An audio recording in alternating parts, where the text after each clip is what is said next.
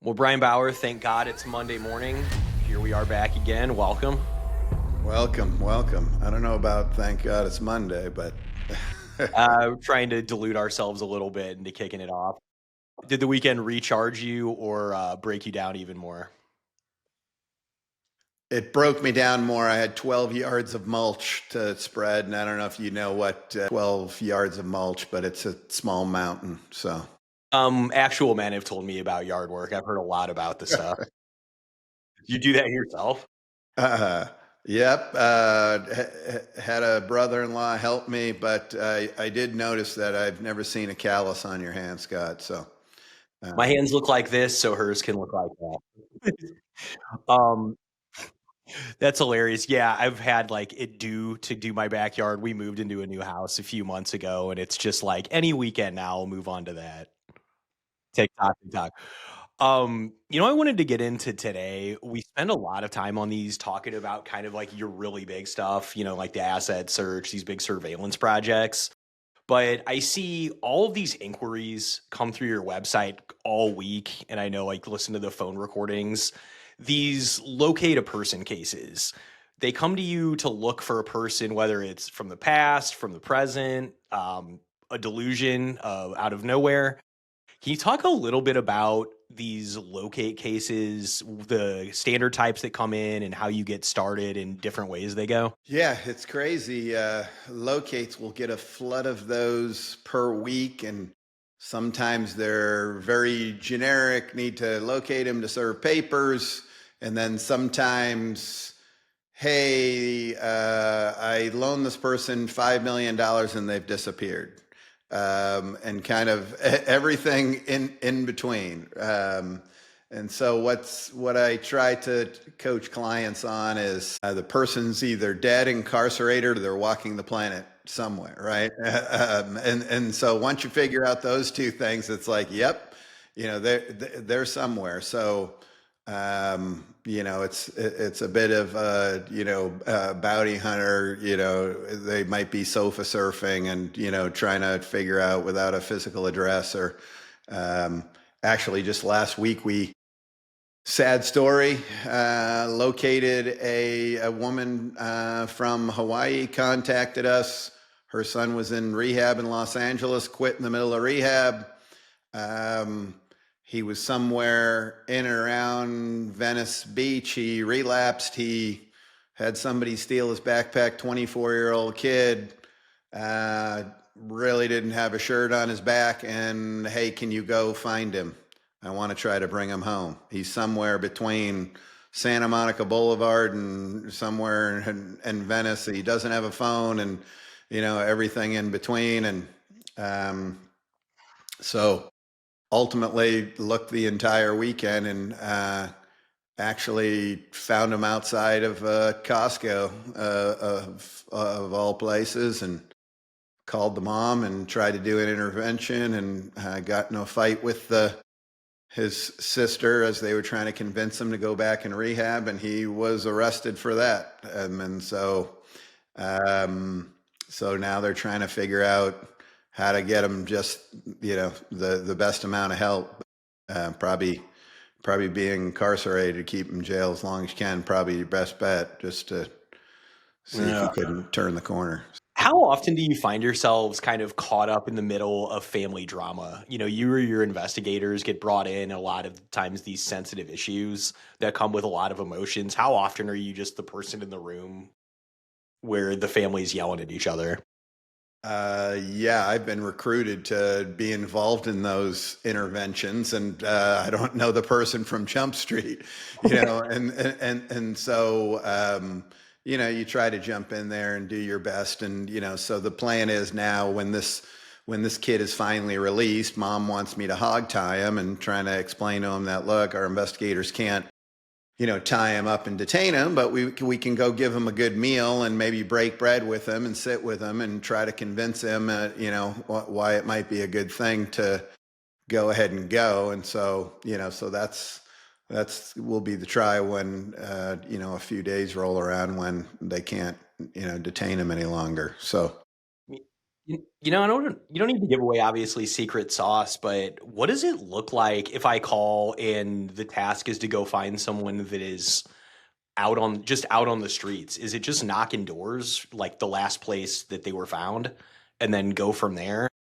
Yeah, I think many investigators would get that call that I got last week and say, "Oh boy, he's homeless. I don't know because I'm just going to run a public records report and not going to be able to find him." But it's like anything. If you're tenacious enough and you believe, and so where was he last seen? What's the epicenter? Somebody from the church, was out there helping homeless people and talking to the kid, and he said, "Hey, would you like to call your mom?" And so he used the churchgoer's phone, and I was able to kind of resurrect that and where he last saw him, where he used his phone, date and time, and just kind of started from that center, and then kind of worked my way out. And the Costco that we eventually found him at was about 10 miles away, so not like just block away. So yeah, it comes down to really just being tenacious. I'll give you another example. Sometimes we don't get perfect. Hey, Scott W. Heaton, full name, address. Hey, where last time? Oftentimes we're just getting a first name. We'll get these crazy requests of, "Oh my God, I sat alongside this beautiful girl a week ago on the plane and we were flirting and she was so into me and this and that. Can you figure out who that was with Yeah. a first name?" It's like, okay, now you're really stretching it. So, but God, many years ago, I had a case for a major boat manufacturer. Down on the river in Kentucky. Where all good things start. That's where all good things happen, right? Over a 4th of July weekend, about 100 degrees, and the boat slip owners were complaining about a terrible stench to the marina. They couldn't figure it out.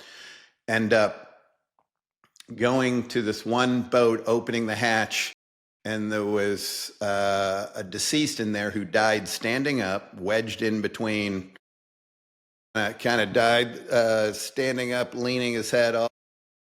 All of his blood and everything had kind of gone to the bottom. He had been in there for about 2 weeks in the hot sun in this boat, and it was pretty hilarious because I had to interview one of the first responders. It was one of his first days on the job, and they made him go in and put the guy in the body bag, and he quit.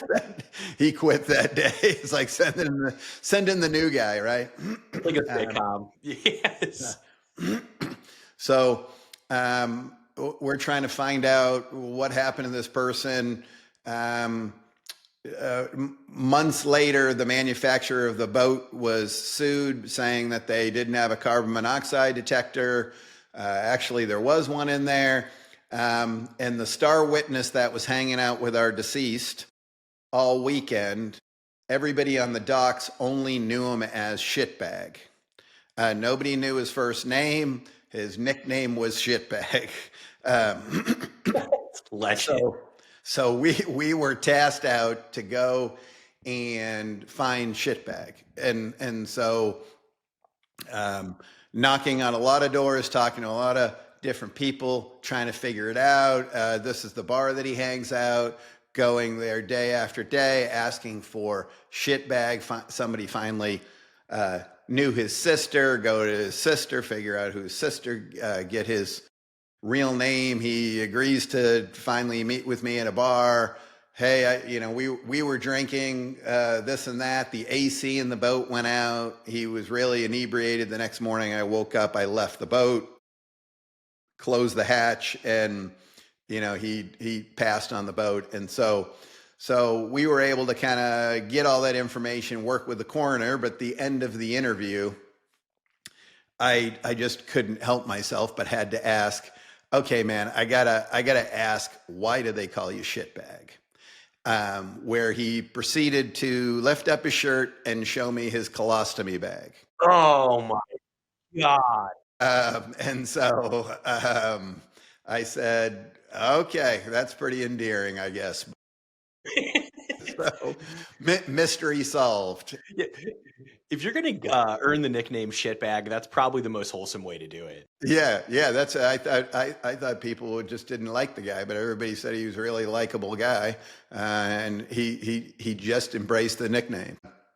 So it kind of goes to show you that you can go on very, very little when it comes to a locate, and you go and you're just tenacious enough, and you believe and you keep going, and sometimes they're extremely hard to solve. If you have enough time and money, we'll typically find our man.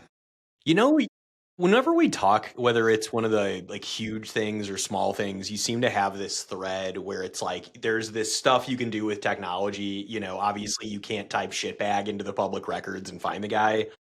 So is it one of those things where it's do the most you can with technology, and then that's where the human stuff has to pick up and just go knock doors and do the hard stuff? Yeah, exactly. It's what I try to coach clients all the time. Boy, if it was that easy and you just put in a name and hit enter and it spit it out, everybody would do it for $20, right? And so, I encourage clients, take it as far as you can, do everything that you can on your own, because that's not where we're typically starting, right? And so, we're getting a lot of different data points. We're finding utility records, gas bill, light bill, where's their phone being sent to, those relatives, mom and dad, all those types of things. I was, I got a call, this was maybe 5 years back, from a Chinese woman in Singapore who had a acquaintance. He convinced her to give him $5 million for an investment.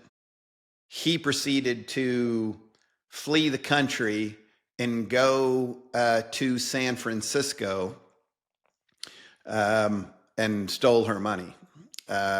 He's Chinese national. His name was something long, which meant river dragon, which was comical in itself. But and so we're looking for the river dragon. This entire time, we find out that he has a son, a 4-year-old son, with this particular woman in San Francisco. We know where she kind of lives and hangs out, but no sign of him. We do surveillance for 30 days. 30 days nonstop. She leaves with the kid, with the family. They go to some obscure Chinese restaurant in China. Just happen to go. Don't believe he's there, but I need to use the restroom. I've been doing surveillance for hours and hours, and I walk by this little back private room, and there he sits in this back room. So we have a bunch of investigators. Hey, got to follow him. Don't lose him. We got to figure out where he's living at. We end up accomplishing that. And keep in mind, this $5 million in China for a theft like that is punishment by lethal injection. And so this, this is a big thing. This guy only speaks Mandarin. I have to hire a retired UCLA professor, little Chinese gentleman. And in investigations, generally, you run into these problems where you want to call him a mofo, right? And then the person interpreting is like, man, you didn't call him a mofo. Like, I need you to go ahead and say exactly what I say. You right? ramp it up. So I don't tell this professor what this is about, but I just say, man, your job is to just translate what it is that I'm asking. Don't ad lib. I need you to do it exactly. Yeah, no problem. No, this guy's probably 75 years old. We go to the River Dragon's front door. A ding dong. He comes to the front door, about 4'5", wearing all these gold chains, loving life. And I proceed to tell him I'm an investigator looking at this. He fled from China. We know where he's at, his children are at, and he's going to need to cooperate. If not, I'm going to have to go ahead and take him back personally, and then I'm going to get some popcorn to watch the needle go in his arm. And this little interpreter looks at me, and I'm looking at him saying, say it. Say exactly what I just said. So this individual invites me in, where I proceed to, in the next 3 days, collect $3 million in property and cash from him. And how he got the $5 million in country, Scott, was to use the Chinese triad, say that he was purchasing art. They would launder it through. And out of that $5 million, just to transfer that from China to San Francisco, how much do you think that he paid in a fee? $2 million? Good guess. $2 million out of $5 million just to wire. God. And then, so part of that whole laundered scheme is, to get him to cooperate, explaining to him that I'd have to go knock on the Chinese triad's door next to let him know, hey, the River Dragon just put you guys together. I'm sure that wouldn't go well. So you might want to play ball. So yeah, I proceeded to work with him for 3 days. He wired me $1.5 million in cash, signed over 2 properties. Those types of things. Had bought a brand new Range Rover that I ended up owning out of that investigation and had an investigator drive it back cross country. That's another story. But wildly interesting. Spent a lot. Client was able to get at least $3 million of her money back, and so. Locates can be very voluminous, lots of work involved. Obviously, that brings up a lot of questions. One is, like, when you're doing that in the middle of that situation, do you feel like ever over your skis or in over your head, or are you just kind of detached and just in the moment doing it? Like, are you nervous while that's happening? Yeah, I would say a little bit more. It's like anything. If you're super experienced, you dial in, and you're only going to get one bite at the apple on this thing, and the guy tells you to F off this and that. Then what does this look like, and does the guy flee? And so having investigators outside his door and babysitting him, make sure he doesn't leave, and all of those things, is super important. But you never know what you're gonna get into, but it's kind of like petting a stray dog. If he smells the fear on you, then it's it's a different story, right? So God, that's wild. You got to feel alive while you're doing that. What's that? You got to feel alive while you're doing that kind of stuff. It's kind of hard to go back to the normal office part of the work after that.